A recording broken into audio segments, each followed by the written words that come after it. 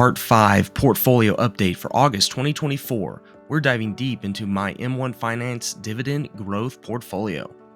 With the market taking unexpected turns in August, find out which ETFs are thriving and which are facing challenges. Stay tuned to see how our strategic adjustments are paying off and what our next moves will be to keep growing that dividend snowball. Let's get into it. My portfolio sits at the end of August at around $6,200. We have a money-weighted rate of return of about 3.77% with a net cash flow of $453. With $181 of market gain, brings our ending value to roughly $6,200 as I record this video. Slide down and see how our slices have performed on the M1 Finance platform. Growth, we received 3.26% for the month. Value, we received 5.57% for the month. That helped with the August 5th flash crash scare in the market. And American Express, with our stocks individual, returned about a 2.47% return. Check out our activity for the month. American Express, we received that $1.20 in dividends earned. We had 4 Mondays in the month, totaling 4 $100 weekly deposits into this account. Looks like our owner's reward credit card earned us $52 directly into this account for the month of August. Check out our holdings and see how much our positions have increased. DGRO, we have roughly 34 shares. SCHD, we have 20 shares. VPU, we're at 9. American Express, still about 1. VTI, still about 1. Check out our dividend income tab. Total income for the year 2024 is $77, and that's pending estimated as well as what has been paid. But for August, we had a low month because of no SCHD or DGRO at $1.20.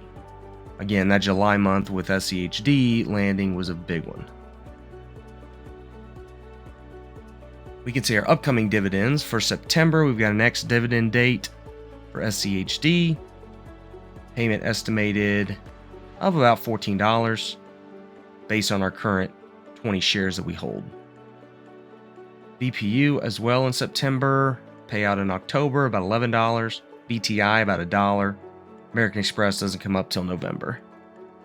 If you're new here, welcome. I just released my 1 year with M1 Finance video. Feel free to check that out, where I dive deep into the benefits that M1 Finance provides.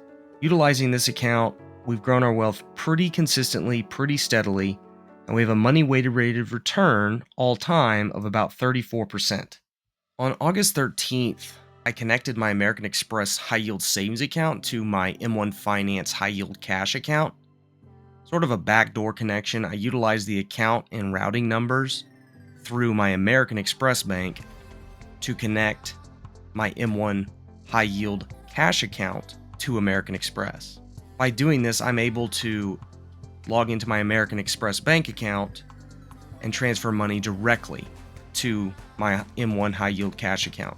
I have multiple banks and I like to be able to route money seamless and effectively. You can see here I've got Chase as my main M1 transfer account, and Chase is directly connected to M1, and with American Express I wanted a second option to dump money directly into this account.